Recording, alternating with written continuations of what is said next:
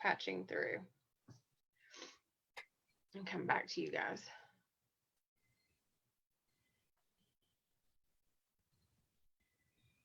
Let's see.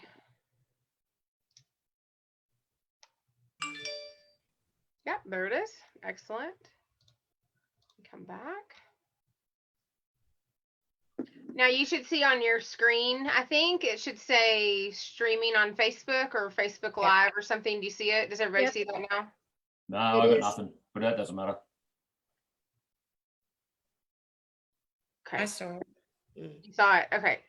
And I'm looking in the group on my iPad and we are streaming in there. So I showed that it's 7 o'clock. So we're going to go ahead and get started. I want to thank you so much for agreeing to do this with me. I know it's in the morning there for you and it's evening for us over here. So I appreciate your willingness to help and talk about dachshunds. I'm just going to read really fast our introduction and then we'll get started. I want to welcome you guys, and I want to thank everybody who's out there watching on the feed or will watch later. If the feed happens to go down, I'll get it back online as soon as I can, but we've been pretty good about that so far. I want to remind everyone that the purpose of this forum is social in nature and to be an encouraging learning environment and a call to action in the breed of dachshunds. We all have our own individual responsibilities and accountabilities with this session. The purpose of the session is to hear from experienced breeders and exhibitors, with this session being our fabulous people from Australia. The conversation is fertile for diverse opinions and perspectives, which is great. You know, diversity is a wonderful thing, but it can also create confusion or feelings of disagreement, which is good, but we just want to keep it respectful, which I know you guys won't have any problem with that. You're fabulous. For everyone out there listening, please participate in the conversation through the chat box, but please don't dominate the chat box as an individual. It helps me field the questions. Questions and comments must be applicable and relevant to the conversation. And as usual, I won't get to your questions that you put in the feed till the end, so it doesn't disrupt the flow. And we might answer something while we're talking. We will not have questions or commentary that is not directly related to the subject or things of a personal or political nature. This event is being live streamed on Facebook and will be available to watch after the video is over, and you have to be on Facebook to participate. So, one more thing, our major disclaimer. This event is not sponsored or endorsed by any formal organization or entity.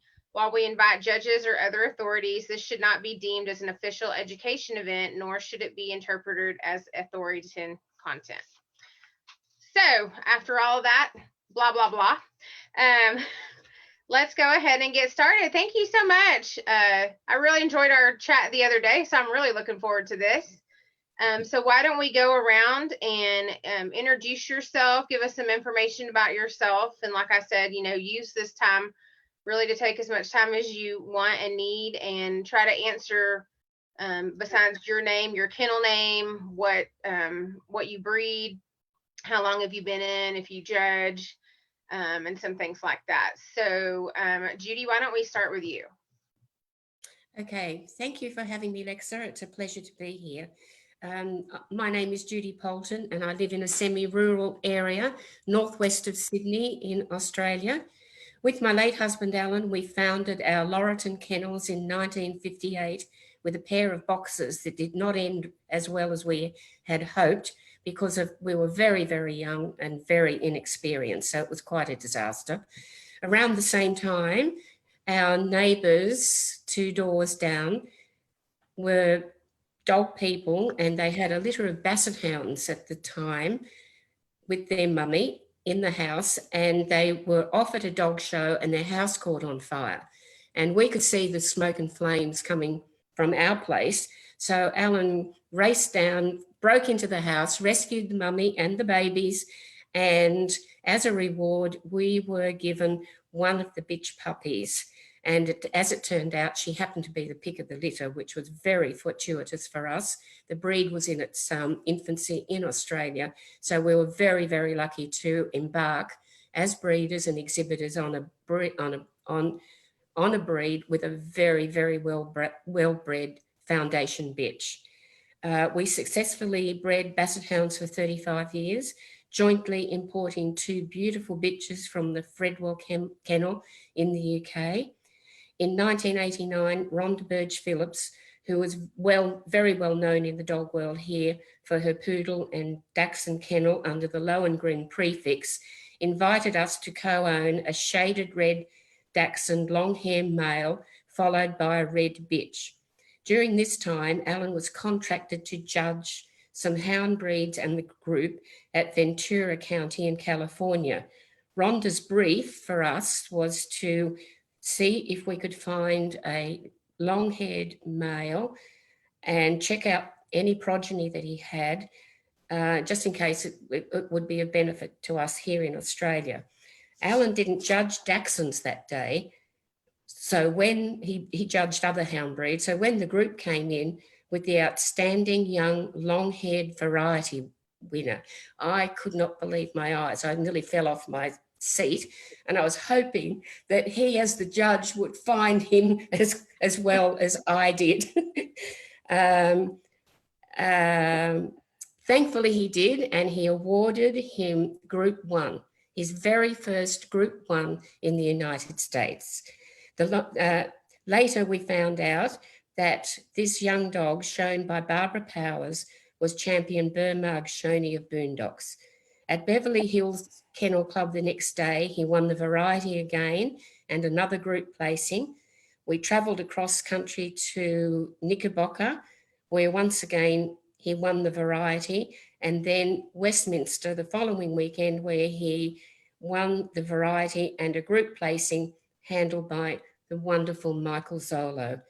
It was a most fantastic week, and being so long ago, no Facebook and no internet, we couldn't wait to get back to Australia to tell Rhonda that we had found the dog that we needed some progeny from. The rest is history. Barbara Powers was instrumental in helping us to find a young dog from some litters on the ground, sired by Shoney. Dan Harrison had a nice dog she felt we needed, but didn't think Dan would part with him. So we thought, well, let's give it a go. He can only say no, but fortunately, Dan consented to send champion Boondocks Jumping Jack Flash to Rhonda and I in Australia. The logistics of importing a dog from the USA was daunting and a very long process at that time, but I felt that dog set my breeding program into a wonderful program from then on, and I've tried to carry on since then. I have now been involved in Dachshunds breeding, exhibiting and judging only Dachshunds for 31 years, and being mentored by Rhonda until she passed away, which was much too soon. She was a wonderful teacher for me. Thank you. Excellent. Thank you so much, Judy. Linda, let's go over to you. Can you introduce yourself for us, please? Yeah, sure. Hi, I'm Linda Black. Next to me is my husband, Jim. We have standard longs, and we own the Briamis prefix. We've been in Dachshunds for a relatively short time in comparison to Judy. We've only had Dackies for 24 years, but prior to that, we both had very long and successful careers in bearded collies and also boxers. So we've been involved in dogs for a very long time. And thanks to a chance meeting of a standard long that was owned by one of Jim's relatives, we just fell in love with the breed. And from that moment on, I was like, I have got to have a Dachshund. I have to have a standard long. And I genuinely wish that I had had them 30 years beforehand. They're just absolutely my heart breed. I really, really love them. We are both all breeds judges. We're lucky enough to have managed to study hard enough to get there. So we're both able to judge all breeds in all countries, which is really great and a great honor. And we've seen some really, really lovely dogs. I guess, are we going to talk about the question about mentors later on, or do you want to do that now? You can do it right now, yeah, because I have it. Okay, cool. So you can go ahead. Okay, great. Our first Dachshunds we bought from the guys at Keaton, because we lived in South Australia, and they were there, and we got our first standard longs from there. And initially they were certainly our mentors, but from then on, as I said, we've had lots and lots of mentors because of our involvement in other breeds. So our involvement through the bearded collies and also through boxers, that helped us form our opinions on breeding and soundness and structure. So we sort of came into the breed with background breeding knowledge and showing knowledge, and it was just all about learning about the breed then, which is what we continue to do. Interestingly, I started in miniature poodles, and one of the people that I considered a mentor and who certainly helped me a lot, because at the time she was the president of the Poodle Club, was Rhonda. And if only I'd known then. Yes, if only. Yeah, because I knew that she had the standard longs, but of course at that time it was all about the poodles. So I never got to meet any of her standard longs then, and I so wish I did. Now I have to say that I'm not saying this because she's sitting there, but my mentor now is certainly Judy. If I want to know anything or talk to anybody about the breed, it's Judy. And of course, when we all get together at shows, Judy and Jason and Fiona and Jim and I, it is usually fraught with lots of opinions. And lots of great conversation, and we really enjoy it. So yeah, that's sort of us in a nutshell. I think that's great. Thank you so much. I would love to hang out at shows with you guys. I really enjoyed our talk the other night. I've been looking forward to this. Oh, we had lots of fun. I was telling somebody that Australian panel, I did the handlers last night, and they were all really tired. I'm like, you're going to have to spunk up. That Australian panel is very spunky. They're going to be ready to go. All right, Jason, let's go over to you. Can you introduce yourself, please? Certainly. So I'm Jason Walker, and again, thanks very much to be asked to do a part of this. I really appreciate it. So my better half's Fiona. Together we breed standard smooths under the Tishomingo prefix. Now, a little bit of history about us. Fiona was born into the dog world. Her parents were showing dogs before she was even thought of. So she predominantly grew up showing standard longs and standard smooths. She had an interest in bassets and bred a few litters of bassets as well. I started when I was about 7 showing dogs with my parents. They had standard longs at the time, hence how I got to meet Fiona. So then we went into whippets and beagles. And in 96, Dad stopped showing the dogs and handed the Tishomingo prefix over to Fiona and I. So we've been breeding standard smooths for 24 years together. We live in Newcastle, which is about 2 hours north of Sydney. So it's not that often we get to catch up with everybody, like Lyndall and Jude, but we do it when we travel to Sydney and things like that.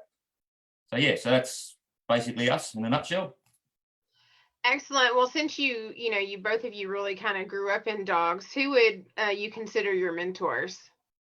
That's a tough question. There's a lot of people. But growing up, it's in our blood. So there wasn't really any specific person you could point out and say, right, that's a mentor.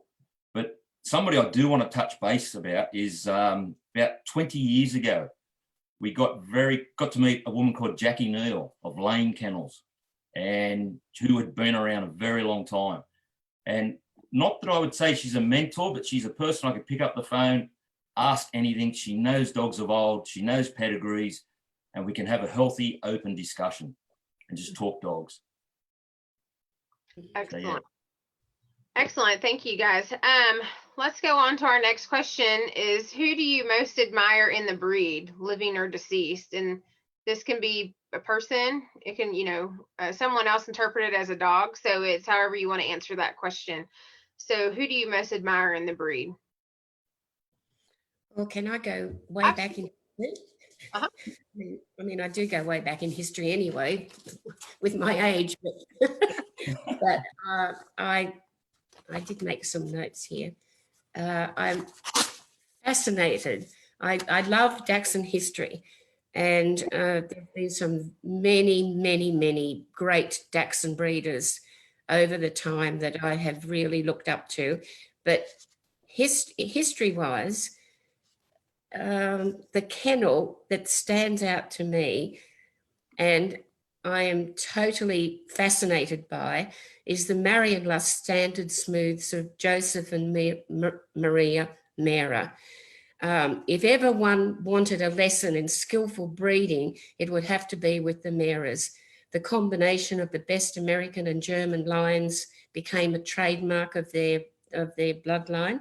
Every pedigree was thoroughly researched, and Joseph travelled all over the United States and made frequent trips to Germany to see the dogs for himself before he made the final decision about breeding. And he was a genius for selecting the right dogs. Wouldn't we all love to be that? And this showed in the consistency of the breed type that I absolutely love with their pictures. How wonderful would it have been to have actually met these people and to learn just a little from them? I think we would have achieved a lot. The Meras only showed to gain the championships on their dogs. They were very unselfish breeders, which I love, and they were happy to sell their best for others to show to great breed records. Their total dedication and respect for the breed held them in the highest esteem from their peers, and they helped many top smooth kennels with their dogs. And to me, that's the most wonderful history that any breeder could ever give to a breed. I love that. When we have new people say, what do I need to know? The very first thing I say is you need to know, especially who favorite Von Marion list is, because behind all of our dogs here in the state. Stunning. Yes. I'm glad that you brought that up. That history is just so important in any variety. And I think if we can learn to do that and just go through old books and pictures, you can pick up so much that helps you, that really does help. Oh, absolutely. Got to know your history. Yeah, I agree. I'm a history buff as well. And I've, kind of scoured the country looking for all of our old magazines and any kind of periodical, and have spent quite a bit of money building my library, and have, really recommended that to people to really build that. And I don't look at it all the time, but if I need a reference or feel like I want to go back and look, it's right there for me, and I don't have to do, because it's just not online. It's hard to find. Right. So you have to have physical books. While we talk about books and that, something that I think is really good, I don't know whether anyone can see that, Cox on Herman. Yeah, I love that. Yes. About the dogs in the States and what's in behind a lot of your bloodlines, and it's just a really good article.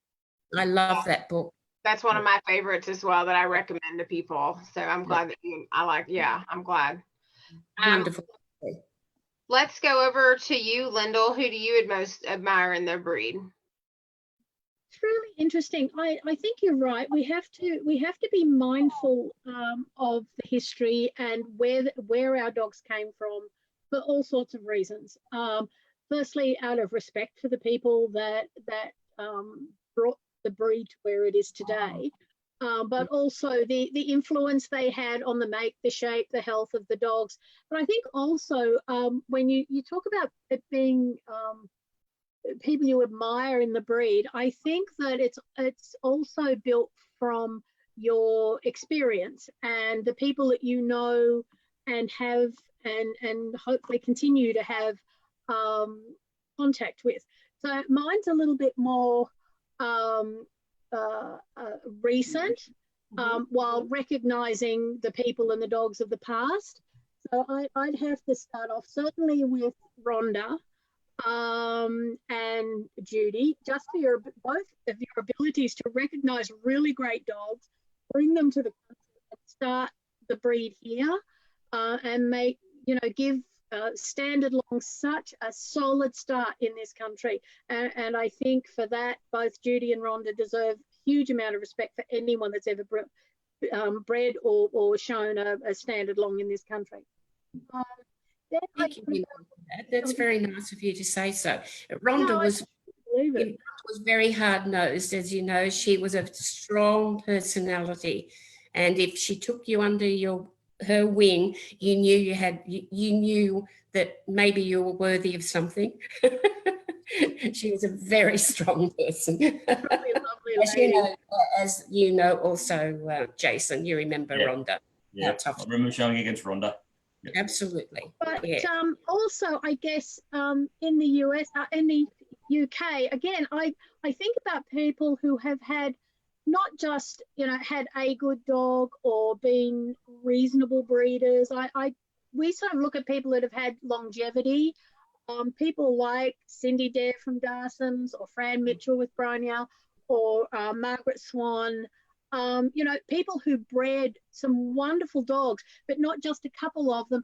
They continue to breed and continue to breed good dogs and great dogs for other people too, not just for themselves. So that sort of says that they were breeding great pets for people, great show dogs for people, and that is the mark, I think, of a really good breeder. In Europe, people like Dimitri Antonopoulos from Jaeger, with his mini smooths, and also Canincians. In Europe, of course, they have the Canincians. Really, really hard breed to breed because they are so small, and yet he is really dedicated to the minis and the Canincians, and he continually brings out dogs that are sound little dogs that have great temperaments, and so again, it comes to not just breeding one or two good dogs, but continually producing dogs that are recognized all over the world as really good dogs. Guy Jevons, of course, in Canada with Grand Gables, and he's managed to breed type in two really influential breeds, in both Shelties and in the mini smooths. And again, great dogs for other people. And they breed on. People who get their dogs can produce good dogs. So that is that's an amazing thing. And the other one is certainly my most favorite person in the world, who is Maggie Pete.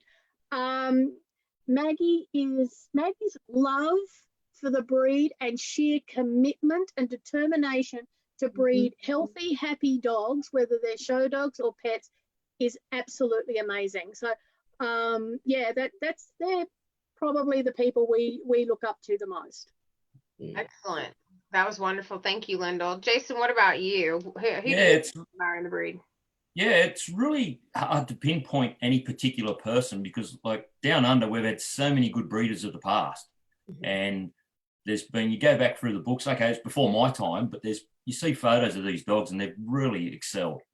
So I wouldn't particularly name any one person. I think there's a lot of kennels from the past and the present that are doing some wonderful stuff with the dogs. But I think Lyndall touched base on it there quickly. It's about not being a one dog kennel. These people that could just breed and keep breeding good dogs is what it's about. And we admire anyone, and especially for a Dachshund to go out and win best in shows, you've got to admire the breeder to be able to do that. Yes, absolutely. Well, and we were kind of talking about that during our practice, about how difficult it is for our dogs, our scent hound, tiny dog, smaller dogs in hound groups or wherever, to really be competitive. Yeah. With those beautiful Afghans and Salukis, it's very, very difficult. So I'm the same. I admire anybody that can keep pumping out best in show dogs, because it's very difficult. We did say also that it has a lot to do with the training of judges. I think there's a lot of work to be done with judges training to make sure that it's all very well to know standards by rote, but if they can't look at a dog and look at the balance of a dog and make a comparison with the dog, it's useless, because they don't even remember what the standard was when they try to relate it to the dog in front of them. And we're seeing that all the time, and there's a lot of work to be done in that area, I think. I agree with you. And one of my frustrations with that is when we were talking about this, is that you can tell right away that they don't understand the standard by the way they put their hands on the dog, Exactly. especially dachshunds. Yeah. Mhm. Something I forgot to mention in my introduction as well. I'm a licensed hound judge. So sorry. Oh yeah, no, that's great. Yeah. Yeah. I'm glad you brought that up. So, it's good to have a panel as well of judges, because, you can speak to both sides of it besides the breeding and the showing, but also the judging. Yeah. A lot of that goes hand in hand, of kind of what you look for. And I know that I pulled Jason aside at one of the DCAs, and I was like, I really like the way you go over a dog. You're very thorough in a short amount of time. Can you show me how you do that? And he did. And I use a lot of that still in my judging today. So, That's good. I'm glad I could help. well, I still would like Fiona to come over here and get my kennel into shape. So I have a bunch of work for her to do. Yeah, I'm sure she'll do it. Can I just make a comment regarding judges training? I think the current lot of judges at a disadvantage. When we were growing up, the breed clubs were responsible to educate members about their breeds. These days, there is no breed club that actually do that in Australia. Exactly. The only place the people can go to learn about the breed is the people they got their dog off. So they only get one opinion. So Yes. it is a disadvantage. The breed clubs no longer, part of their obligation is to teach members about the breed. That doesn't happen here in Australia anymore, unfortunately. Mm-hmm. True. I think most of us had a very solid background through our breed clubs in relation to the different breeds we've been associated with. That's true. That's Yes. one of the needs that any breed at this point has, is besides what they can get from the breed clubs, is there just needs to be more opportunity for education. Yeah. And I've said that in Dachshunds, I feel like that's where we're lacking, which is why I wanted to start these conversations. But it's not just us, it's breeds all the way around. Yes. Yeah. We went to the American Afghan National, and they conducted a very in-depth judges training program during that whole week of that was a number of years ago. But the last Dachshund National we went to, I don't recall that happening in such detail. Mm-hmm. That's right. And I think that's where we fall down, Jim. I think that's a very necessary point that you make, because the breed clubs are not as active as they used to be, and No. they don't seem to be concentrating on education for their members, and that's a very sad loss, especially out here. Yes. Well, and I think it really kind of works against newer people coming in, because we do have a need that some want to really, really learn, and some just want to win. They don't care about the learning part. And or some just want a ticket to judge. Yeah, all kinds of different reasons people are in it. But my thing is to keep offering those opportunities for people who really want to learn, because as you all well know, it's not something that happens overnight. And it's not something that happens in a year or two, or for me, even a decade. It's the process should be slow. And some people just want to go really, really fast, and then they miss a bunch of things. So Correct. Exactly. Excellent. Well, let's kind of have a conversation about showing. And the first question I have for you guys, and we had talked about a little bit about this before, can you explain the standard? I know you, Jason, you told me you guys use the English standard, and how earning a championship in Australia works, like how that process works for a championship, and how your groups work. And, I mentioned wanting to know more about the Supreme Championship. So, if we could maybe talk about that, because we just don't have that here. Yep. Did you want to talk, Lyndall, about the difference in the standards? I know you were doing some work on that.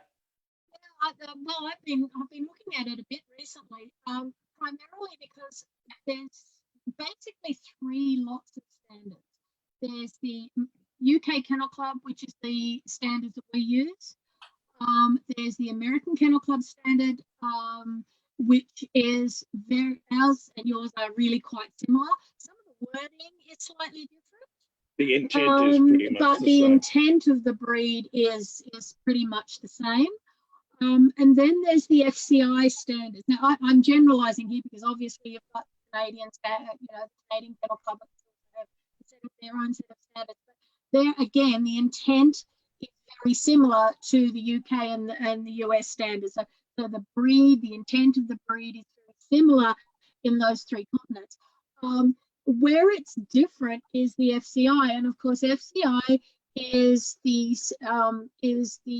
controlling body for Europe and a lot of Asia and also South America.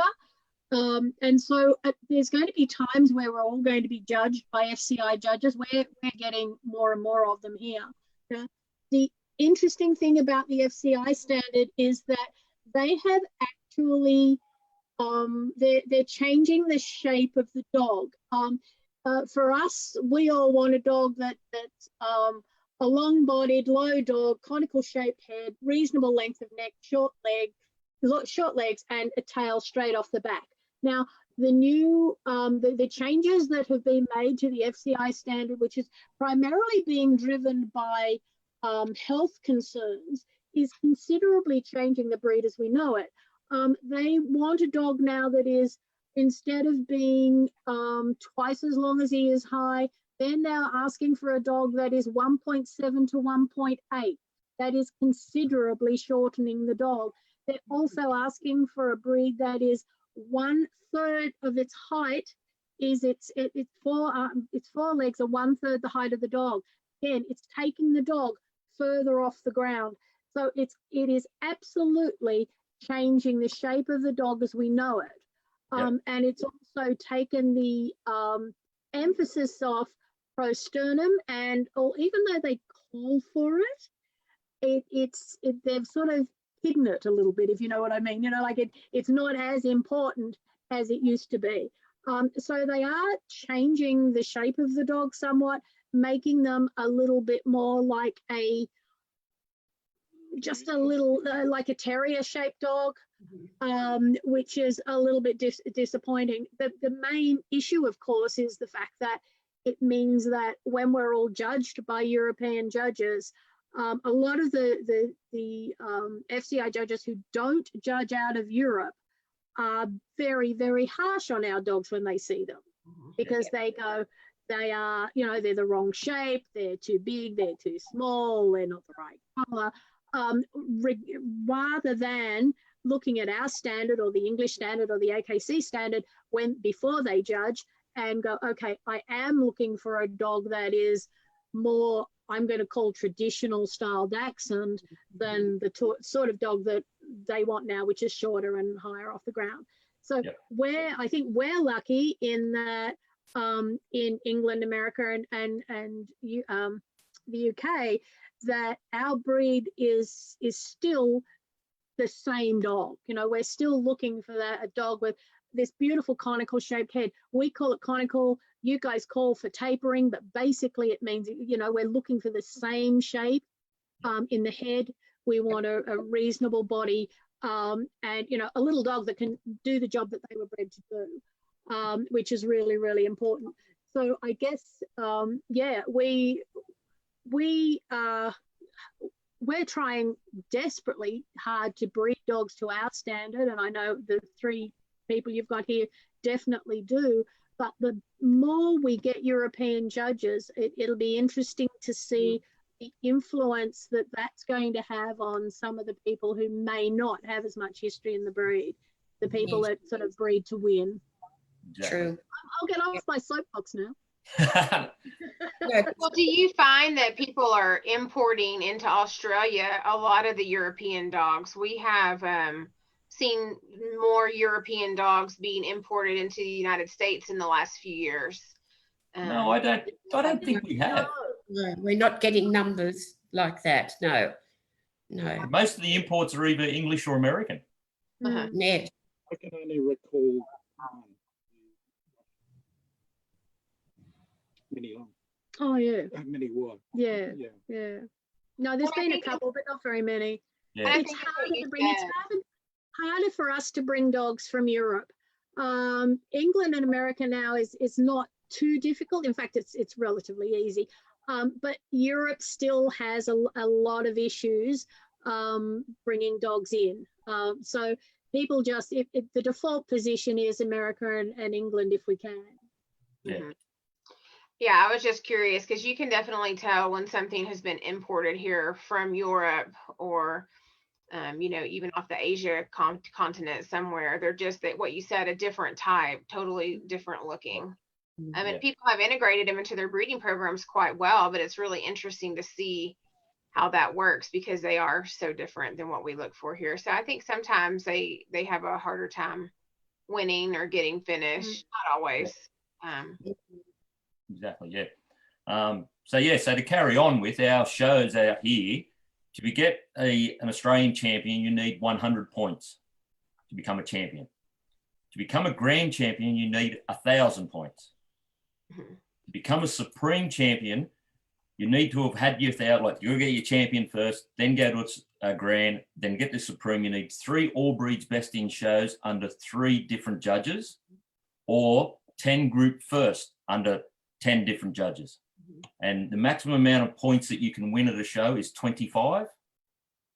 The least you can get, well, 0 if you get refused, but the least you can get is 6. If you're the only dog, you can get 6 points.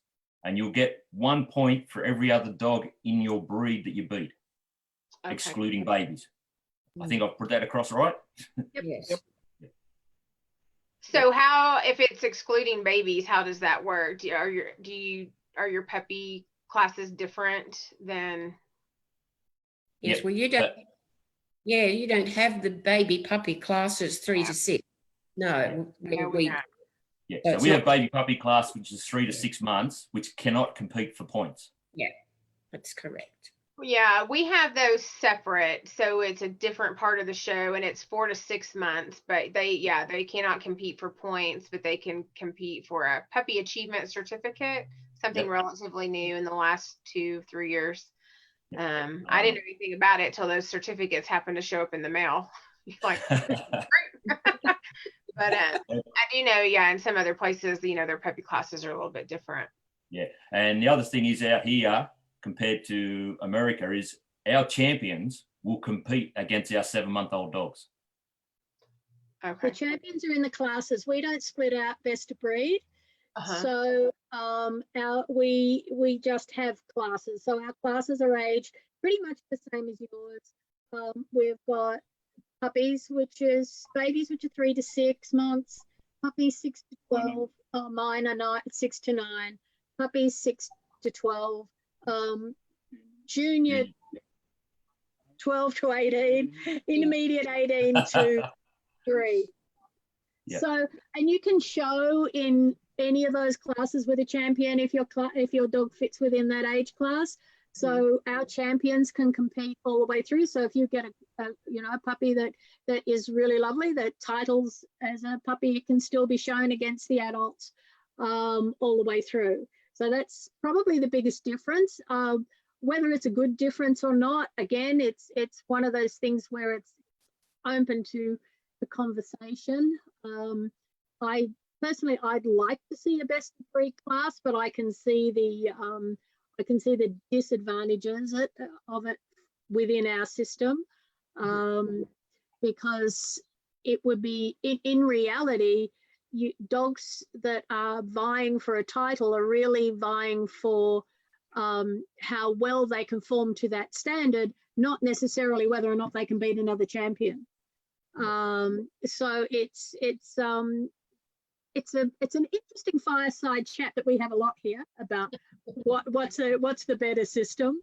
But certainly if you have and in the more competitive breeds, it's often very, very hard to get a dog through as a champion, no matter how good it is, because there are a lot of dogs being shown and a lot of champions through the classes. So it keeps it interesting. Yeah, sounds interesting. Yeah. And the other thing is we have separation here. So like we have the 6 varieties. So for a specialty show, we'll have the 6 Dachshunds in there for best in show. So the standard longs compete on their own, mini longs, standard smooths, mini and smooths, standard wires, mini wires. Okay. Yeah, and I think we kind of talked about that before because we don't have that here. Yeah. So And the other thing is too, we don't have the specialty shows that you guys have over there. Like we have in New South Wales, we have 4 specialty shows. Melbourne or Victoria has one. Yep. Queensland has one a year, we're talking. So majority of our shows are all breeds. And do you guys have a national specialty or Every 3 years. every 3 years? Yeah, so we've got one coming up, well, hopefully next year, assuming we can all drive across borders. We've got one in May next year in Brisbane. Okay. Excellent. Well, thank you. What do you think some of the problem areas of dachshunds are in the ring today? What trends are you seeing that you think are problems? You can start that one, Jude. What do you think? Were you going to say something, Linda? No, I said you can start with that one. Well, I'll start the ball rolling. I think Yeah. the biggest things we're seeing is bad fronts, upright shoulders, and incorrect top lines. Mm. That's my opinion. What you see out there. What you see? Mm. Well, what I would like to see improved, especially in the miniatures, is they're losing the shape of the heads. Their heads are becoming more wedge-like instead of that lovely cone-shaped head, and they've got round eyes, and I find that so out of the standard. I just can't, even some of the standard sizes in all of the varieties, they've got these terrible round eyes. It's not what the standard calls for, and it totally loses that beautiful Dachshund expression. Mm-hmm. And I really think the breeders should be looking at that, because it doesn't look right. You know, and you see photos. People put up photos on Facebook, and you see the face. Not necessarily breeders, but Dachshunds in general, and they've got these faces with great big round eyes, and you think, what on earth are you doing? It just looks so awful, and it's creeping in. We never used to have them like that. Mm-hmm. But it's more in the miniature sizes than in the standard sizes. But I still think it's something that that they really need to concentrate on, because you still have to work to the standard, really. That should be Bible. Do you find that some of the coats or sizes are having more issues than others? Like, in my opinion, here in the United States, I feel like miniature longs are, there's a few people that have beautiful, absolutely stunning miniature longs, and then everybody else has very mediocre quality, but yet they're just breeding and breeding and breeding. I don't know if they're just popular with pet homes or what. I find that, you know, when I'm seeing them in the ring, that they're just very mediocre. So do you find that over in Australia that you have maybe a coat or size that's in worse shape or better shape than the others? Oh, gee, that's a hard one. Yeah. I think we don't have the numbers. That's the thing that makes it a little bit difficult, because I think we probably our strongest variety would be mini smooths, and they seem to range from being very good to a lot of them. Look, they don't please my eye, and I know they don't please Judy and Jason's, but they probably please a lot of FCI judges. They're shorter, they're higher off the ground. They do have a wider skull, which gives them that rounder eye, and they have pretty average top lines. But we don't have a situation where we get a lot of dogs at a show. So all in all, I think our problems are they're probably across the board. You know, like each of the varieties have their own issues. Yeah, they don't have great fronts. We're finding that you know you're seeing a lot of dogs with really long hocks, and it's quite interesting, because we know and have seen that in the States you tolerate a longer hock than we particularly like. Mm-hmm. And I think that's really quite interesting, because it's something that we all have to be mindful of, because we've all got American dogs behind our dogs. So we have to go, okay, well, we have to think about that when we're breeding, because for the dogs in Australia, we would like a lower hock than we often see. Now, that's not just the fault of American breeding. I'm not saying that. What I'm saying is that it's something that is creeping in here that we haven't seen a lot of before, which is changing the movement on particularly the smaller varieties. The standards seem to be able to carry it a little bit better, but if you look at, you know, mini smooths in particular, some of their hocks are very long here, and I think we need to go back to the standard. I don't think we can say any particular variety has any problem worse than any other. I just think the breeders need to be a little bit more mindful of the standard that they're breeding to. Certainly minis are more popular here. Again, I guess it's the pet market. Mini longs, mini smooths. We don't have a massive number of wires. And I think overall the quality of our wires here is pretty good, both standards and minis. But certainly the popular pet varieties, so your mini smooths, mini longs, we do see a lot of them and a lot of variety in them as well. Yeah, and I think the thing is, people have got to remember the hallmarks of the breed and breed to the hallmarks as well. Like your long, low level, conical head, prominent prosternum, apple bum, as we say. That's the basics of the dog. That's what makes a Dachshund a Dachshund. And you've got to get them right before you can keep going. Oh, Overall, absolutely. yes, it's very, yeah, it's really, really hard, because when you think of what we have done ourselves with our bloodlines, I mean, I know how hard we have worked over the years. Both Alan and I worked so hard, and we didn't care what anyone else, the people used to rubbish what we were doing. We didn't care. We stuck to what we wanted. And it didn't matter what anybody else thought. If we made a mistake, well, that was tough. That was our bad luck. But we just kept persevering on our own. And I think a lot of people do listen to what others say, and people can be so heartless and critical. They really can. Instead of trying to help people, we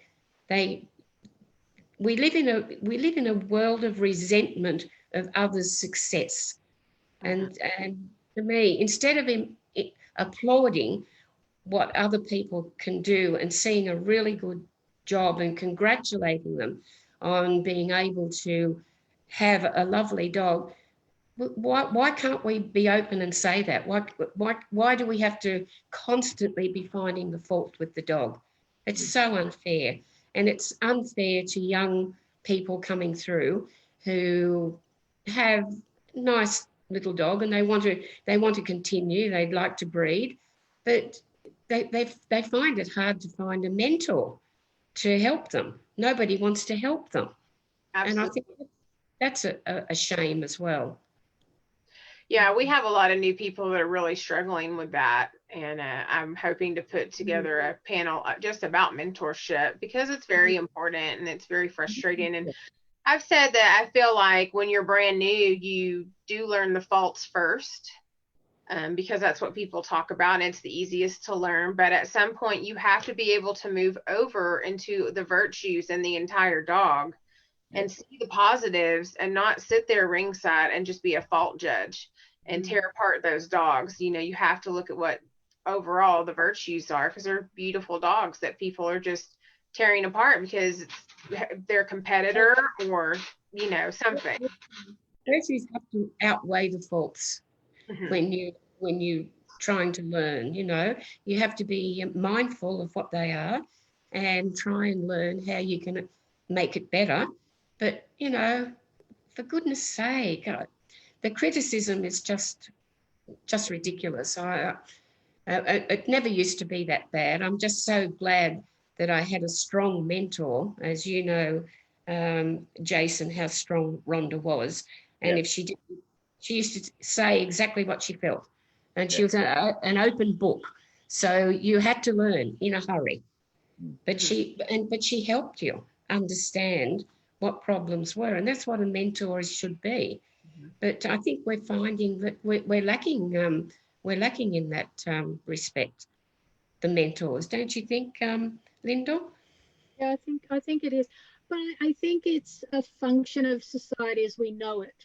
Yeah, that's right. Overall, generally, yep. not just in the dog world, but generally, and the need for quick gratification. You know, people want to buy a dog, they want it to win. Yep. They want a ribbon. The idea of going to shows and learning, and as I said, I started in poodles, in miniature poodles, and I've got to tell you, I saw the back end of more dogs than it was just awful. And I'd come home from a show and I just go, why on earth am I doing this? And but I loved the dogs, and it was sort of just something that I desperately wanted to do since I was a little kid, and I was going to show dogs no matter what. But these days it's like you go to a show, they want to win. They have a dog. If it doesn't win a couple of times, that's it. They go on to some other sport, I guess. I'm not quite sure, but I think it's a societal thing. I don't think it's just dog shows. You know, friends we've got that have kids, it seems to be it's just a thing. You know, if they'll start something, if they don't do well at it, or they don't like the people, or someone says something nasty to them, they turn around, they go and do something else. You know, unfortunately, I think dog shows are the same. The disappointing part about it from a breeding perspective is that we don't get the opportunity to impart what I would consider you know, really important knowledge onto people, because they just don't seem to have the time to want to sit and talk about it these days, which is a real shame. Yeah, it is a real shame. I mean, I can remember when our children were growing up, we had to be so very careful. We couldn't go to shows all the time. We had children to consider, and they were both very good at their sport. So we used to do sports on Saturdays and shows on Sundays, and it also gave the kids a good open perspective of meeting different people, playing sport with different people. And it was a good education for them growing up. But we had to be very mindful that we didn't get snowed under with dog shows, because they had to learn to grow up into society as well. Yeah. Our younger daughter is a breeder of golden retrievers, and so she's taken on the sport. But well, you would know Jason. I mean, I've known Jason since he was a little boy, and also Fiona since she was a baby. I've seen them grow up into beautiful handlers and breeders. And that's a great comfort to me to see young people coming on. And I think something people got to remember is it's like doing an apprenticeship. Serve your time, learn, exactly. You know. Yeah. You just can't something you have to serve an apprentice. Yeah, you just don't grab your first dog and walk in the ring and bang, it all happens. That's you right. serve your time, do your apprenticeship, watch, learn, find out why. Yeah. Yeah, I agree with that. I like that apprenticeship. I feel like what Judy was saying, I'm a school teacher, and kids today just want instant gratification. And if they don't get that gratification right away, they're done with it and they're on to the next thing. Yep. Exactly. So I like that apprenticeship. I think that's a good way to put that. It is a good word. Yeah. Do you guys cross coat or size in Australia? No. Not allowed. That question came through the feed. I wasn't sure the answer. I think they let it happen years ago, didn't it, Jude? Yes. It did happen a long, long time ago, and then they brought in the ruling. The ANKC brought in the ruling that we weren't allowed to cross coat. Yeah. And sometimes I think that can be not helpful, because you can benefit from crossing code, but it just got out of hand. People just crossing everything. You had to know what you were doing to do that. Yes, absolutely. Okay, let's go on to the breeding aspect, because I know you guys are all very experienced, amazing breeders. When you decided to start breeding, what was your motivation specifically in wanting to breed and advance the Dachshunds for future generations? Oh, Judy, well, I know you that, start yeah, next I one. know that Alan and I just wanted to breed a better dog. We wanted to learn how to be a proper breeder, and when you read all the history books and about breeders of the past, you think, my goodness, how can we learn from them? Because you didn't really find out what they actually did to to learn. But we found, especially with bringing in the first American champion long hair into the country, we knew with our discussions beforehand with Rhonda that we had to have a dog that didn't look outrageously different to what was already here. He had to have the similar phenotype. Otherwise, people just wouldn't look at him. But the most important thing also was that dog had to have a good, solid bitch line. And that's why we were so excited when Dan sent this dog out to us, because that's exactly what he had. He didn't look too different to what was here. And he had that wonderful background of those wonderful old Rose Farm dogs and all those dogs behind Dan's breeding, strong bitch line. And that's why he did so well, because we thought, well, we'll bring him out and he's not going to make a huge difference straight away. It'll be the second and third generation. But surprisingly, because he was a total outcross and because he was so strong, the difference happened straight away in the first generation. It was quite amazing. Yeah, so we were very, very lucky that that's what we worked on. That's what we wanted, and I think we made the right decision. Yeah. Mm. Excellent. Yeah, I guess for us, it's quite interesting because Jim and I think one of the reasons we work so well together at times is the fact that we do have quite differing opinions on things. And with Jim, it's all about the pedigree. And with me, it's more about how they look and whether or not they, whether they do look, as Judy was saying, look similar to what we've already got. Is it going to complement what we've already got? So I guess it means that we often have quite a robust discussion about the dogs, but in the end, I think what we're doing is sort of come up with a pretty good solution, and we're breeding pretty good dogs. But whether or not we I guess line breeding, we're more, we would say we line breed more than we outcross. We outcross when we need to. Mm-hmm. Yeah. But when we do outcross, we make sure that in the background there are dogs that we know and we recognize and we understand, and that outcross must look similar to what we've already got. Exactly, yeah. And I think that's the big thing. Like even for Fiona and myself, we have the same opinion. We have the same eye. It's not as though she goes, no, I like this, and I go, no, I like that. It's not, we can agree on the same thing. And I think that's what's helped us be successful. Whether it's, like you said, Linda, whether you call it line breeding or outcrossing, it's really interesting, because I was actually thinking about this the other day. And we've imported dogs from England. We've bought frozen semen in. We've imported dogs from America. But we've always looked for a particular line in those dogs, or whatever it is. And it's a line that we believe has worked for us. Now, the other three lines of that pedigree behind that dog could be total outcrosses, but there's got to be one common factor in that line that has worked, and we know that works, touch wood, and keeps working. And I think that's helped us to be where we are today. Mm-hmm. And a lot of that, like I said, I go back to Betty Diver and Julie Island bought in a standard smooth from Hawaii, Gletscherback Tufelchen. Okay, she was not a big winning bitch or anything like that, but it's what she done in the breeding was phenomenal. And she carried all the Bray House bloodlines. She was a granddaughter of Bray House, Travelling Man. Yes, they were wonderful breeders, and very, very quiet, solid breeders in Hawaii, weren't they? Yes. The Sakotas.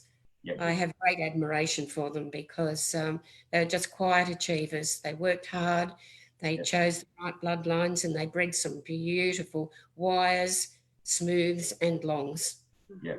And I think, and like I said, that smooth bitch who we were lucky to use the son of started us on our way. Yeah. And that's incorporating those old bloodlines and using them today. So when, like I said, to touch base on it again, is what we're looking at. And like I said, we're not frightened to bring dogs in from overseas, but we're looking for a particular bloodline that we know that will connect with our stuff. Yeah. Agreed. Excellent. So when you're looking at dogs, I have this question here twice. I don't know why. That's bizarre. How much you had to drink? Yeah, nothing. Yeah, God. Almost a witching hour. I guess I better get busy. Well, and I know that you guys, so, you talked about whether you like to line breed or outcross. So when you're looking at dogs, what do you think about phenotype versus genotype? If I know Lyndall said that, the dogs have to look similar to what she's doing when she get ready to outcross. So that's more phenotype. How do you feel about that when you're doing your breeding program? Yeah, well, I think you need both. Yeah. Because you've still got to have the strong, and I'm a very strong believer in bitch line. I think the bitch line is so very important in a breeding program, and I think that's where your strength comes from. Yeah, I think you're exactly right, Judy. I think a lot of people will pick their bloodlines and they have a target ancestor is the male. To me, the important target ancestor should be a female. And we have, the last 10 years, tried to breed back to influential females. Yeah, absolutely. I totally agree. Yep. Totally agree. Okay, let's move into, let's talk more conformation since we're, conformation people. What are things on a dachshund that can be improved or fixed in a breeding or maybe over 2 or 3 breedings that you think I need to hold on to that bitch? She's really got something. Or what are some things that are nearly impossible to breed out and you just have to scrap it? What do you guys think? The most important thing you need is patience. Yes. Yes, that's so true. Just about anything can be fixed over time. Some things take, it may only be baby steps, but just about everything can be fixed over time. If we're talking about the structure of a dog, if you've got heads that you don't particularly like, sometimes they can fix themselves in one generation, sometimes they can't. It's all about patience. It's all about choosing the right dog and hoping that you're not going to compromise what you've already got by doing the breeding. So it's patience, recognizing the things that need to be fixed, but the things, of course, where you do have to sort of turn around and absolutely rethink are things like health issues. You can't compromise on those. Whenever you find a dog with a health issue, then that's the time that you go, okay, we need to, reevaluate and sort of get away from that. Yeah. But I think it's patience. That's what you need. That's when the patience to do a breeding and fix it a little bit, and then do another breeding and fix it a little bit more. And most things that can be fixed in one generation aren't sustainable anyway. So you're going to have to go back and exactly. Yeah. And you've got to remember, the dog doesn't have a magic wand. It takes 2 to tango. Yeah. Right. And you do it breeding for a reason. And people, for the new people out there who are starting, they've got to pick the reason for why they want to use that dog. Yeah, is it they're trying to improve their heads in that breeding? So if that's the case, keep the one with the best head. It's always been pointed out. You're choosing your stud dog for a particular reason. Keep the best pup for that reason, what you use that dog for. What if you find yourself consistently running into, let's say, an upright shoulder or a short upper arm, or the front assembly is too forward? Is that something you would continue to try to to fix after a few generations, or would you look for something a little bit stronger? Well, with each generation, you'd have to make sure that you picked a better shoulder. That's where you need the patience, but you can't keep breeding to that particular fault. You have to keep thinking, well, that's not good enough. I've got to keep the puppy that's got a better shoulder, may not be perfect, but a better shoulder than the one before. And that's how you try and work it out. Yeah. You also have to Totally determine agree. what your priorities are. You may forgive a plainer head, provided you have got a very good forequarter. We wouldn't compromise on fronts. Right. Yeah. I don't. No. Yeah. Yeah. But the other thing is, Lexi, when you just said about getting the same fronts over and over again, that probably says more about you as a breeder and your ability to see the problem. Right. I wouldn't do it. Than the dogs themselves.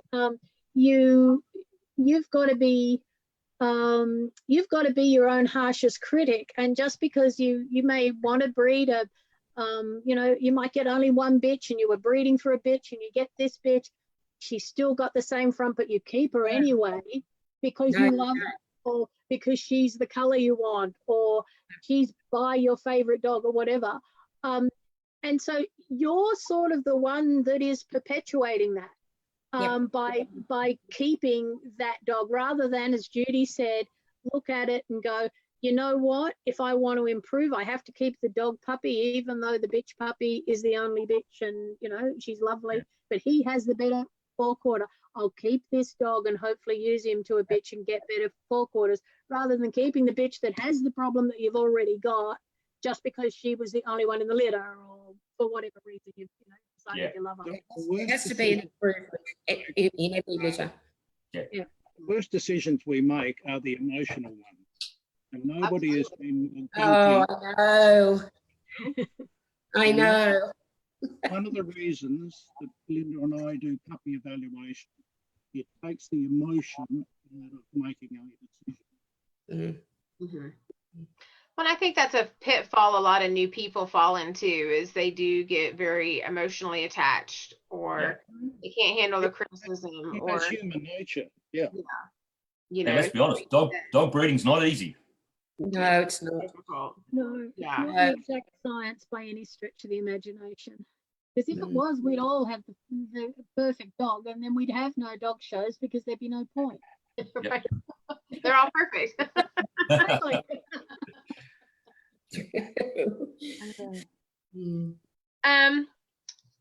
What do you let's talk about health, since you brought it up. I know, here, depending on the coat and the variety, there are dogs here that are more susceptible, like our mini wires are dealing with La Flora right now, some of them. And so that's a real hot topic in mini wires. What kinds of health problems do you think, dachshunds have overall, or maybe that you're seeing as it more of a trend? What are some of those you really try to steer away from? Well, the longs are relatively free of too much to worry about, I feel. In the early days, we did have the problem of von Willebrand's disease, and we worked on that very diligently. And I had the opportunity of meeting Jean Dodds on one of our trips to California, and a fantastic common sense woman on the disease. And she told us that it's the same with everything else, every other fault or anything else. You test the dogs, and you breed the highest points to the highest points, and eventually you'll get rid of it. And that proved to be a fact. We didn't have overly high points, but it was definitely there, and it was something that Rhonda and I knew that we had to get rid of. So we had all the dogs tested at great expense, and dragged all the long people that were around us who were very annoyed about it, but they did it because Rhonda said, you will do this.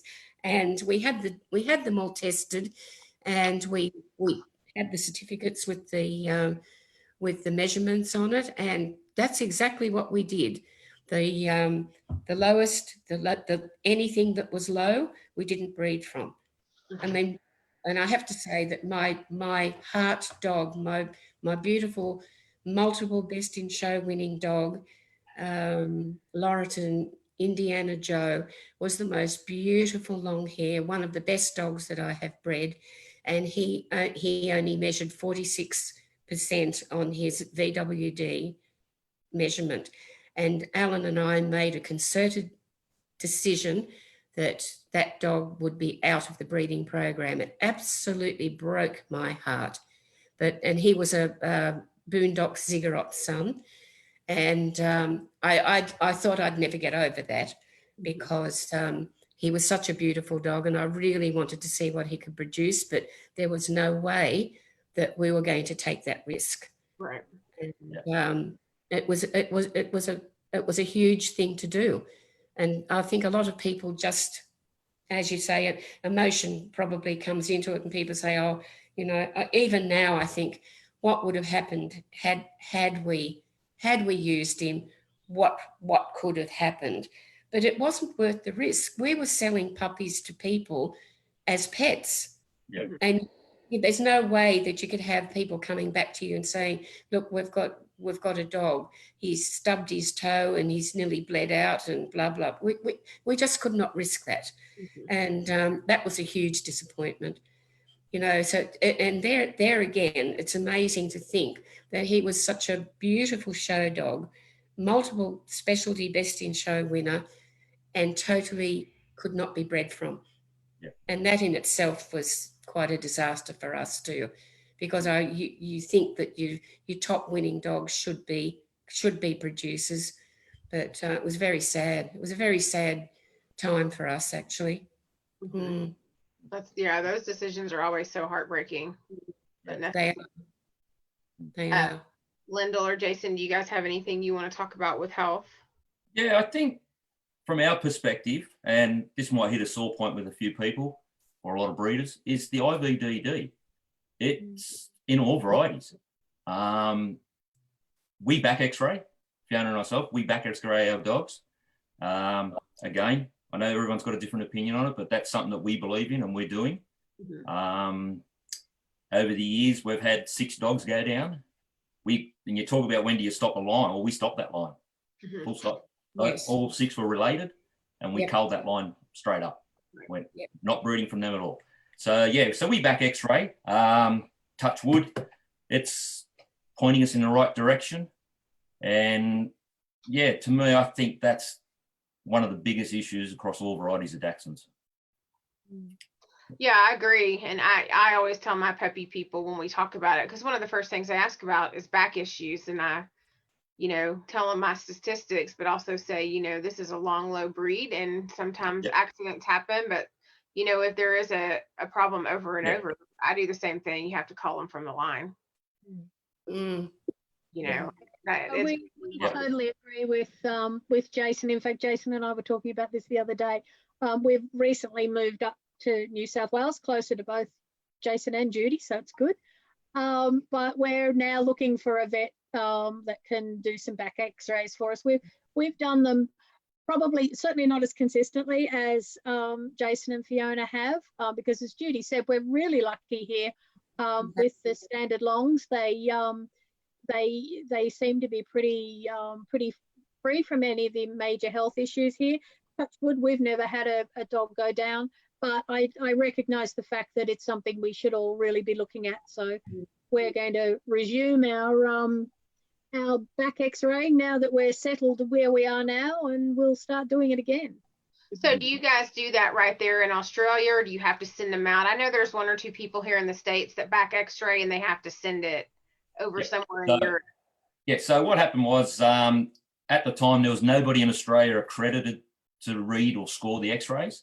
So they go to Finland, to Anu in Finland. We had a lady out here at a university, Alana Rosenblatt, who got wind of what we're all doing, like the standard smooth breeders in Australia are probably the majority of people that are back x-raying. We're starting to see some other people on board with mini smooths, standard longs, etc. So Alana got wind of what was going on. So she took 3 weeks out of the uni and went over to Finland and got accredited. So now we can send our x-rays to Queensland. She works at the uni at Queensland, at Gatton, and she does all our scoring for us and that. And so just to give people a bit of an idea of what it's to do with, you can only do it between the ages of 18 months and 3 years. What this does, it'll show up the calcifications in the spine. If you leave it any later than 3, they disperse, and under the 18 months, they're not there. So it's helping us with our breeding program in a sense of saying, right, I've got a score of X, Y, Z. I need to look for a dog with a lower score, for instance. And we can then make better breeding decisions from a health point of view. Yeah, like we've had one dog that in Australia that was a score of 16. He was desexed, so he couldn't be bred from, which is a good move, you know. Yes, you got to get some variations in scores out of the same litter and everything like that, but it's a step in the right direction going forward. Well, and I would assume if all you guys are doing that, it's cutting down on a lot of the IVDD that you're seeing. Yes. The other thing is that Jason's 100% right. You know, we have to be mindful of what's going on inside the dog, but we also have to, and we're very definite about telling our puppy owners that it's about keeping the dogs healthy too, healthy, fit, and not fat, and you know, they have to be well conditioned, well exercised, because the spine is supported by muscles around it, muscles and tendons around it. So we need to do that as well. Jason, maybe you could, because you're the expert in this little group about X-ray, can you talk about what you really look for when you're looking at an X-ray? Yeah, so what they're showing up is in between the vertebrae, you'll see a white dot on the X-ray, and that's the calcification. So you'll get a score of, and that what happens is Alana will send you a certificate and it'll tell you the positions of the calcifications, where they are.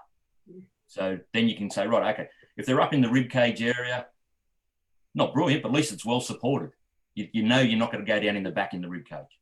Further down in your lumbar, over your loin, you got to T10, T11, T11, T12 is probably the worst case scenario. You don't want them there because that's the weak spots. So, but basically that's what you're seeing on an X-ray. With our vet, I've been able to look at the X-rays, and you can't just go to any Joe Blow vet. They've got to have good X-ray equipment to be done. And when we first started this all these years ago, our vet used to pick up and go, "Oh, I think you got an X, Y, Z," and then it'll come back higher than what it was. And then we go, "Oh," but over time we both got to learn, even though we're not accredited, we got to have a look and go, "Oh yeah, I see one there. I think that's one there." And then we get our scores back and go, "Yep, we know what we're looking at." Yeah. Have you found on dogs that are on a physical, there's build, like with longer ribbing and keel, may have, it doesn't matter? It doesn't matter, shape or size. It's got nothing to do with it. As I said, we started this because of a particular line that we had, and we had them go down, which is hereditary. So that's why we stopped that line. Yes, you got to have dogs out there through injuries or whatever else have issues, but I think we've got to get away from the mentality to say it's a Dachshund thing. It's not a Dachshund thing. No, it's true. I have to say the wires are pretty good though. They're very strong. We've got new bloodlines in Australia in wires that are doing extremely well. Some very, very nice wires. And they don't seem to have the back problems either. They're very strong. Don't you think, Jason? Yes. As you Like have, I said, I think it's over the years it's been there. Every variety's had their issue. Probably more the smooths, maybe standard and miniatures, and the miniature wires have had issues compared to the others, but it's been in all varieties. There's a question that's come in through the feed on how accurate the X-ray levels, how accurate they're shown to be. They're very accurate, because like I said, I can't read them as sets and sign an accreditation for it, so they've got to go to an accredited person to be scored. Right. And I'm only aware of 2 people, one in Finland and one in Queensland, that can score them. Mhm. And again, it's a tool. It's a tool to use for your breeding program. We sit there and look at it. If we get a score of a 4 or a 5, we might look at it and go, right, where's there a male that's a low score that A, has phenotype that we're looking for, has the bloodlines that we're after. And if they're low scores, you can go right and do that. But again, remember, we're still in the early stages of this. Like Right. in Europe, they've been doing this for years, you know. I think in Australia, it's probably been going on now, maybe 15, 16 years we've been doing it. And to start with, Anu in Finland said to us, don't throw the baby out with the bathwater. Just because you get a reasonably high score, look to breed down from that. So you're still keeping your type and things like that. But as I said, I think majority of people that are doing the x-raying haven't had back issues, to my knowledge. Do they track the dogs? Like if you have a dog that scores really high, Yep. let's say you call it from the breeding program, but it still goes into a pet home or something. Do they get back to you if that dog ever goes down or has any problems? You know, we're very lucky that our pet people will always keep in contact. So, and it might only be once a year, they'll send you a photo of their dog at Christmas time and things like that. So you get to know, well, they keep you informed, so you know. And just to touch back on it a bit, like we've got an old girl here who's 15 years old, and she had an x-ray score of 13, never had a back problem. So again, it's the genes, it's inner lines, and there's no back issues behind her, but she's a high score, but not had back problems. what is the scoring system? Like what's the low number versus the high number? 0 is good. And as for high, to be the amount of vertebrae you got, which the highest I've heard of in Australia, as I said, was 16. Oh, okay. So Jason, just a quick question. Does that mean that all the scoring does is give you an indication of the propensity for them to go down, but they might not necessarily go down in the back? Correct. It gives you their location of their calcifications. So it tells you where they are, how many you got, of course, and then you make the decision from a breeding point of view, oh, shit, I need to use a low-scoring dog or whatever it be. Ideally, we all want 0s. Yeah. You know, that's the aim, but it's got to take time to get to it. But as I said, like, yeah, we got our English girl here, and she's 15-year-old and never had a problem. She had a score of 13, I think it was. But it's in her bloodline. There's no history of back issues. Yeah. No. That's interesting. Makes you wonder how the calcifications form in the first place and why they form cause, that's something that is a mystery, isn't it? Yeah. Because why would that happen? Yeah, I don't know. I presume it could be in every dog as well. Every breed of dog probably gets That's calcifications. Yeah. That's right. Yeah. Well, especially in the age that they're wanting to test. You said 8 months to 3 years. 18 months to 3 years. Yeah, so you're 18 months to 3 years, where I've always heard that dogs can start having back problems, if you can get them to maybe 7. Yeah. Probably out of the woods. Yeah. So that's really interesting on the ages and where they're checking for those calcifications during that specific age time. Yeah, because I think after 3, they start to disperse. So they can disappear and disperse up. So yeah, but that's what's all in the books from Europe and everything, and the vets over there. It's intriguing. Yeah. That they can disperse and go. I was going to say, that's really interesting to me that a dog, maybe at 3 years old could have a certain amount of calcifications and then go back in later when they're older and do an x-ray and see that they've dispersed. Yeah, it's interesting. We've never done it after the 3 years. We've always done them in that time frame. But yeah, maybe it's worth looking at. I'm just curious. Yeah. That sounds really fascinating. Like I said, I know that Joyce Warren here does sends hers out to Finland, and I thought there was somebody else, but a lot of the Dachshund Club of America is getting ready to push through some health screening requirements for our breeder merit program through AKC, but other than that, we haven't had any.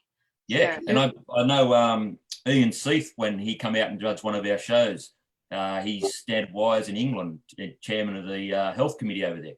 they were looking into stuff as well with the IVD, and I think they were doing X-raying and also trying to look at doing a swab to try and come up with something. So, yeah.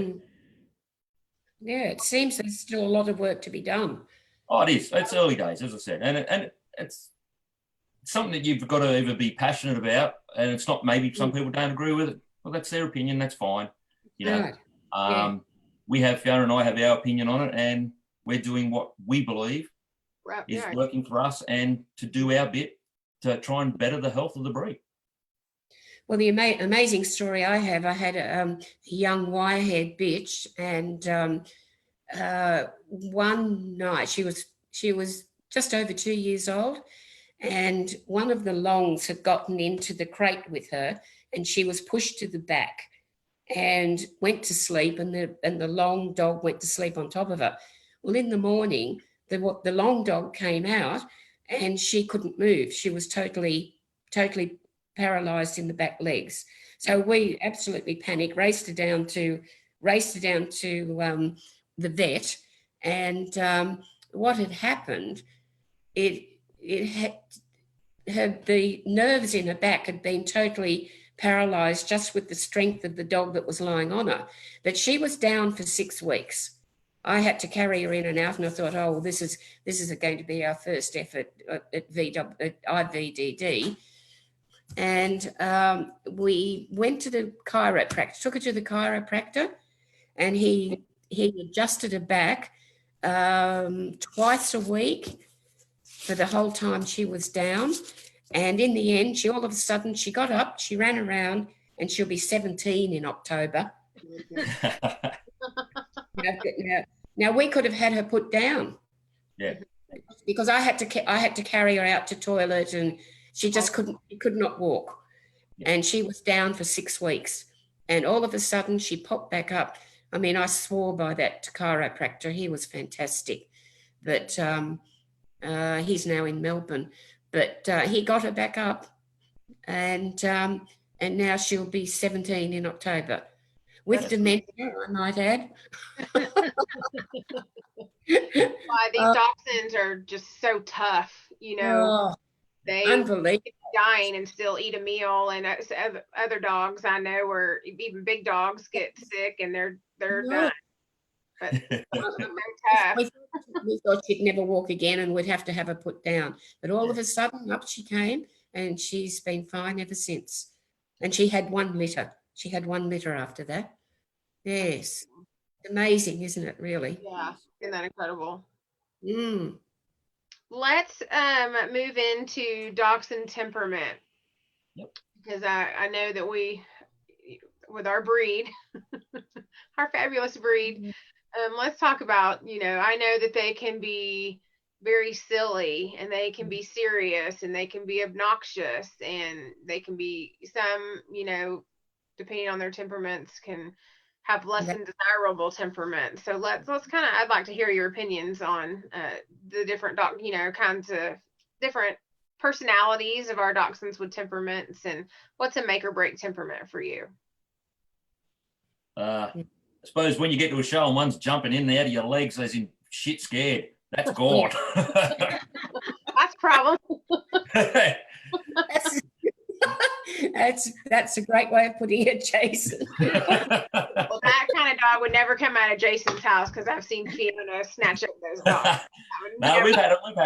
We've had them where we've shown them as babies and they've been fine, and they get to a certain age, like 10, 11, 12 months of age, and they just go, we are not taking a part of this. Yes. And they've just lost the plot. And you don't persevere with it, and you don't breed. It's very, very difficult. That's the one thing that we're really hard on, is temperaments. Yes.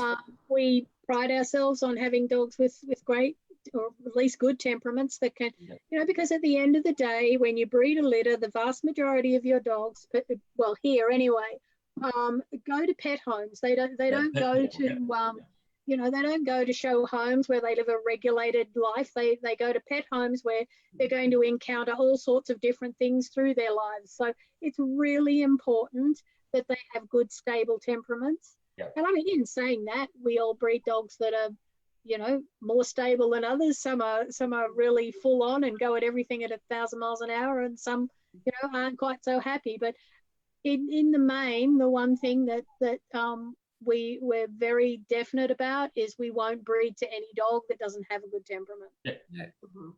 Certainly, it comes into the mix.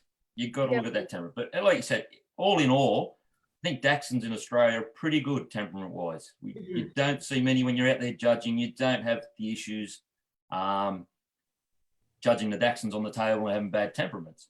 As long as the handlers, the people that own them, know how to hang on to them, you can judge a dog without getting bitten or anything like that.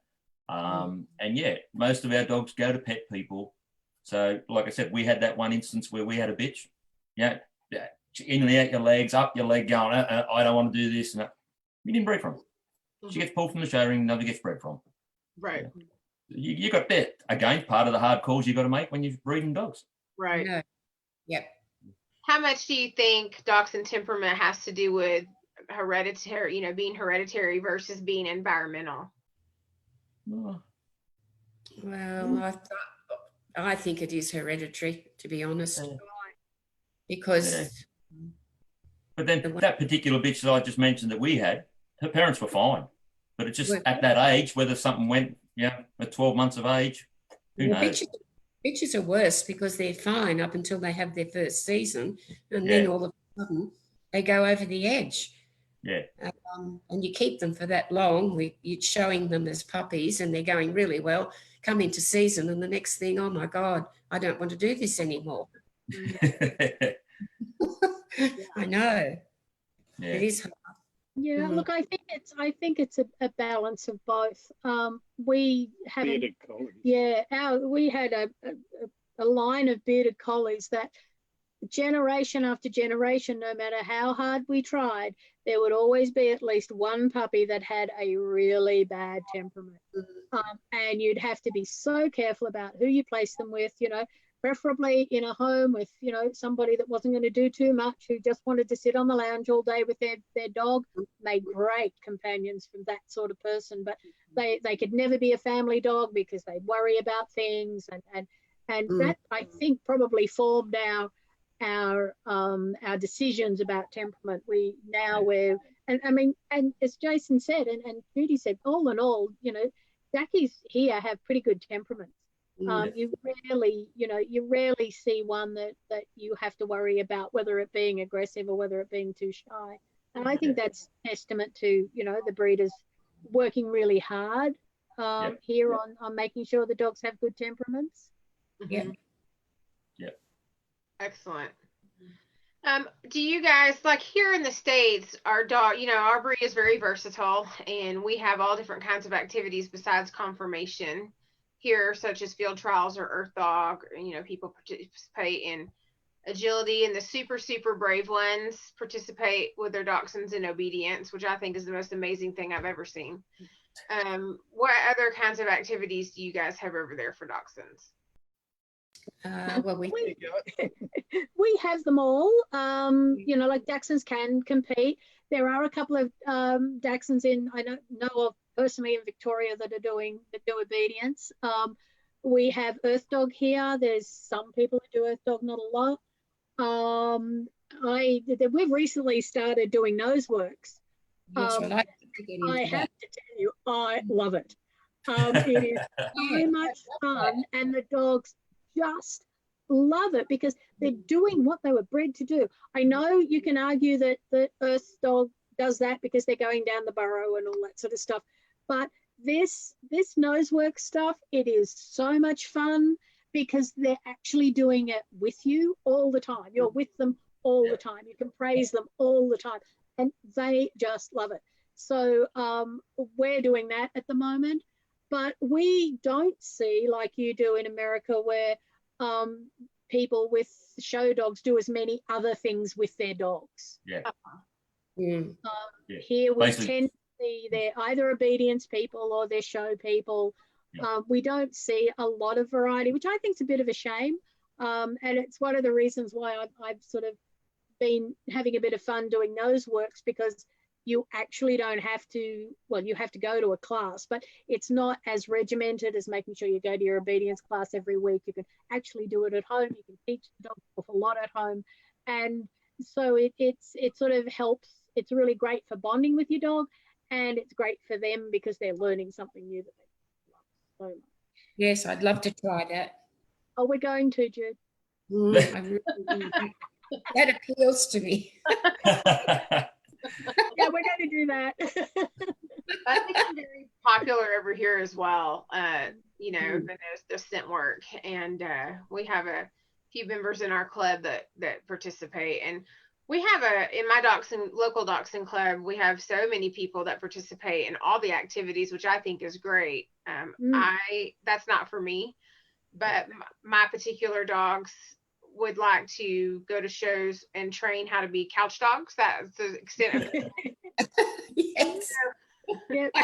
You know, that's what I do. I had a dog somebody took to a field trial, and he ran away from them, and they ran around the field for 4 hours trying to catch him. So that's not but I think it's amazing for all the people who do all the other activities. Oh, definitely, yeah. Oh, I do too. I think it's wonderful. Well, and that we have such a versatile breed that can do so many things. Yes. You know, it's a hound that hunts like a terrier, and you know, all of those kind of things I think is really amazing. So it's really a breed you can do so much with. Yeah. Yeah. Excellent. Well, coming down towards the end, you guys have been amazing. Thank you so much. I've enjoyed it's good. It's been a lot of fun. And we can keep talking as long as you want. I have no problem with that. What do you think, and I've asked all the panels this, what do you think the future of Dachshunds looks like?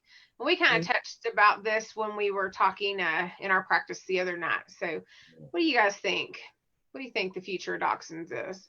Well, our numbers are not increasing in Australia, unfortunately. Yeah. Yeah. And you've got your dedicated breeders. We've got some wonderful dedicated breeders right throughout the country who show regularly and keep up the numbers. But younger people coming through, they don't seem to be taking the same interest. And there's not a lot of kids and families like in our day. Our kids used to, like with Jason and Fiona, where the families were dog people, and at least one of the kids went on with the sport. But that's not even happening much anymore. You've got in other breeds, there are a few families in other breeds where the kids are taking an interest in handling and one thing or another. But you know, generally speaking, I just worry about the future of the dog world in general, not just Dachshunds, the dog world in general. Yeah. And I think that's happening all over the world, to be honest. I agree. Mm. Yeah, look, I think we're lucky here that as a show dog, Dachshunds perform reasonably well at group and in show level. And while we all accept the fact that we all struggle showing under sighthound people because they're more likely to look at a sighthound than they are a scent hound, by and large, I think that if you've got a good Dachshund, most hound people and a lot of the all-rounder judges will look at a good Dachshund. And if you can get to the group, then most of the time you've got a reasonable shot at best in show. So I think that if we can keep getting good dogs in the ring that judges will look at, then hopefully that will help encourage people to be interested in Dachshunds as a show dog. But the problem, of course, is that there's a decreasing number of people showing dogs, and that we have to rely on the breed being a popular pet, so that we can, because you can't keep every dog you place, so you have to be sorry, yeah, you can't keep every dog you breed. So we have to rely on the fact that the dogs will still be popular for the pet market. And I think, you know, I mean, really, who wouldn't want a Dachshund? Doesn't matter what variety they are. You know, I mean, they're great little dogs. So, everybody wants a miniature, though. And a miniature, you can breed a million miniatures, and I know. But the standards. I'm a glass half full type. I sort of always look at the sort of brighter side, and I'm hoping that the breed will continue to be a popular breed. And I don't mean that, by that I don't mean a breed that people breed a lot of, but a dog that recognize and that love to have them because they've had them in the past and just understand what a beautiful breed they are. So I'd like to think the breed as a whole, the future looks pretty good. I think dogs in our society in general, unfortunately, aren't considered as much part of the family as they were years ago, and that is a sad thing. Mm-hmm. Again, that's a societal thing, and I think we're all trying very hard to work against that, but maybe we can't. True. Yeah. Excellent. We've got a few questions coming in off the feed. Everybody's saying thank you. I think we're all still talking. Somebody just private messaged me and is like, ask them a few more questions because we just love to hear them talk, just their accent. What accent?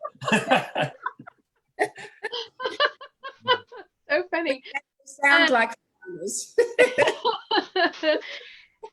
Do you, here in the United States, we have our open miniature class, which is 11 pounds and under at the, age of a year old. And then we have our standard class. Do you guys have any kind of size specifications or like, I know you said your varieties are all separated. Is there, what determines, your miniature classes versus your standard classes?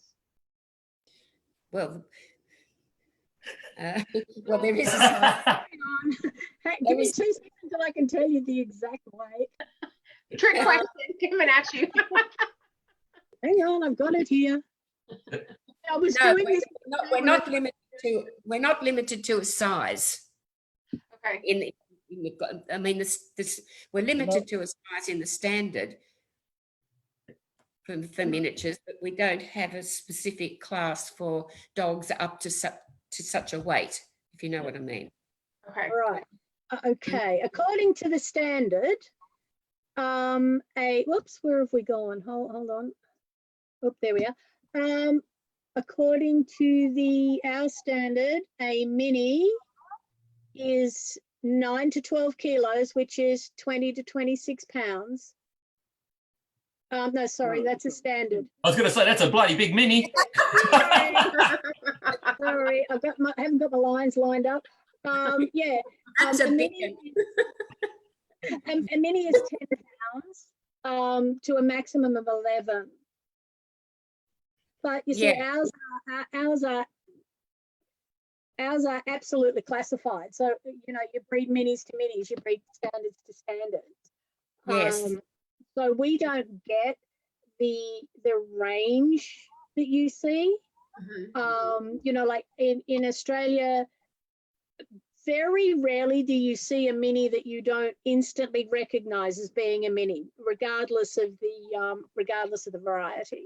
Yeah. We don't weigh them. Yeah. Yes, we don't weigh them. We don't weigh. In New Zealand, South Africa. Yeah. They do. Yes, they do weigh them in New Zealand. Yeah. Yeah. But they have the judge has the choice in New Zealand. You can weigh them. Yeah. I had an occasion where the steward said to me, we've weighed this dog and it is overweight. Do you still want to judge it? And I said, yes, of course. Yes, of course I'll judge it. And as it happened, it was a beautiful mini. It was it was the best mini in the class, but it was just that tiny bit oversized. I gave it the class, but I knew I couldn't do anything more for it. And I did say that. I said that to the lady. Because of the weight of the dog. She said, yes, I do understand that, but she said, thank you so much for recognising the dog in the class. So, which is a shame because it could have gone more, it could have gone on. It was a very, very nice mini. Yeah. But, It's only the open miniature class, isn't it, Lexa, that at DCA we weigh? The open miniature class Yeah. can be weighed, and it, Yeah. you know, so it's 11 pounds or under. And some people do choose to come in and weigh. And so if they weigh 11.1, they're out. Yeah, I remember that happening to me at the 2010 at Riverside. An open Uh-huh. miniature come in and had to be excused. Yeah. And it's up to the judge, you know, it's not required. A lot of many people, you know, would like to call scales and things like that if they feel like, you know, there really is an oversized mini. And a lot of our minis here are starting to be 12 and 13 pounds. yes, they look at in the photos. I wonder sometimes when I look at those miniatures, I thought, yeah, I'd like to go over the dog, but it does look a little bit big. Yeah. And so what people will end up doing is not using the open miniature class because it is the only one that needs to be weighed technically. Exactly. They Yep. don't put them in, and so they try to get them finished a lot younger so that Yep. they can use our puppy classes or the Yep. 2018 class, because after that they start running out of some classes. You know, they can go in the American bred class, and there's not really a whole lot of other choice. I mean, I've seen them show minis that were 15, 16 pounds in the open standard class against standard. It's quite bizarre looking, but Yeah. that's just where they had to, you know, they felt was the best place to put them. So they do try to get them finished before they're 18 months old, and they're just really oversized after that. So they have a class for them. Yeah, I mean, look, we're not saying that there aren't dogs that are over here. I mean, there's not a big, because we don't weigh, and there's such a small allowance in the weight in the standard, the judges have to use their eye, and it's really how much it offends you. And at the end of the day, it's another fault. Now, but it's one where you have to understand that it's a miniature. So the dog must look like a miniature.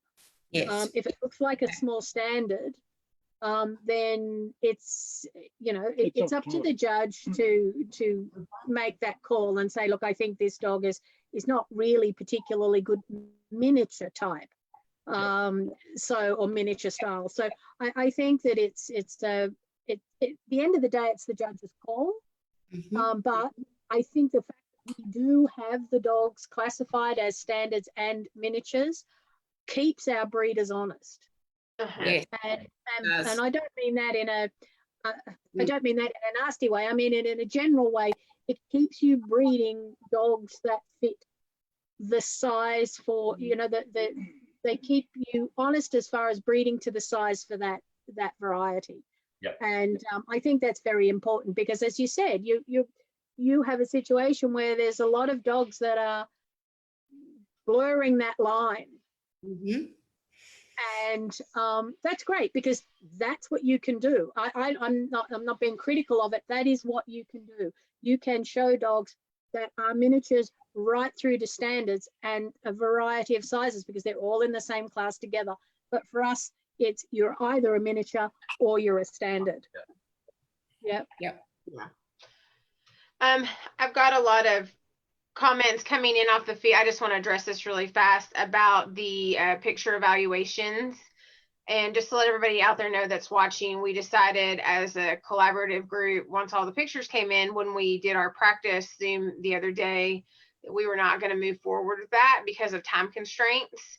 And because, you know, our panel is judges who are still actively judging. And so I would suggest to those of you who did put a picture up, if you will take it over to the Dachshund evaluation page, that is where you can have those evaluated, and I'll post that information up later when this feed is done. But I just wanted to let you guys know that is what has been decided about that. So we'll keep everybody out of trouble and all of those things. But I appreciate you sending in the pictures because I requested that, and I hope, you know, don't be too disappointed. But like I said, there's an alternate place that we can put those so you can get an evaluation with people. Just to kind of wrap up, I like to ask our panelists this. You guys have been amazing and so good about, keeping just a very fabulous general conversation, that I want to give you your time to brag a little bit. And so what is the dog that you have bred from your breeding, your kennel, that you think is the best you've ever bred, or the top winning dog, or has contributed the most to your breeding program? Gosh. You go.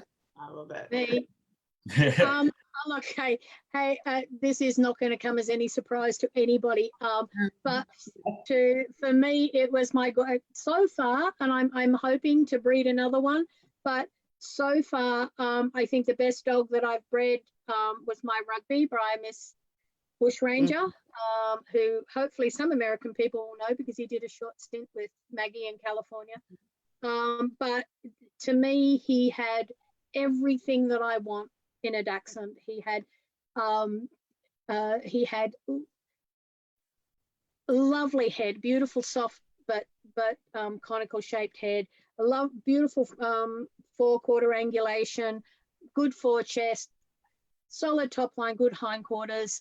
And the thing that made him special and different to the other dogs that we had was his just the most beautiful nature. He performed excellently in the show ring. He had 21 all breeds best in shows. He had specialty best in shows. We were very, very lucky to see him win a Dachshund specialty in New York, which was fantastic. But he is probably the dog that in our mind's eye is probably the best dog we've bred so far. His father was an excellent dog and does hold I think the world record for best in shows. He had 69 best in shows, but was not as influential as a sire as Rugby has proven to be. Rugby has also given us some lovely puppies, and he's also proven to be of use to other breeders as well, and we're very, very grateful for him to have had him in our lives. Yeah, excellent.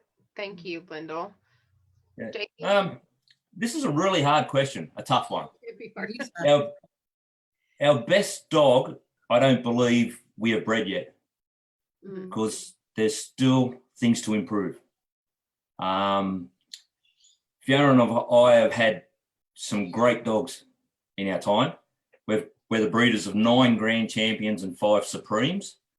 So to pinpoint one as our best, I couldn't do it. They've all been multi-best in show winning dogs. And like I said, our best, I believe we haven't done it yet. So maybe my benchmark's a bit high, but we've got room for improvement, and we know what we need to do. So I think the best is yet to come. Excellent. I like that. Judy, what about you? Do you have as I said before, my heart dog was my Boondock Ziggurat son out of Jumping Jack Flash daughter, and he was one of the best winners we had in the show ring. He won multiple specialty best in shows, and unfortunately he could not contribute on to our breeding program because of his measurement of VWD, which was a terrible disappointment. But carrying on from that, we've bred some beautiful, our bitch line. I'm very, very proud of our bitch line. Our bitch line has been very, very strong over the years, and very similar in type when you look at them all. And I think they've, whilst we haven't bred a lot, our bitches have held us in good stead, and I'm very proud of that. And it's actually really interesting too, as like you touched on there, Jude, about the bitch line. And it's funny because you find most of your big winning dogs are males. Yes. The bitches are doing the work. Exactly. For us, I know I can go back to a teaching her time to groove. Nothing spectacular.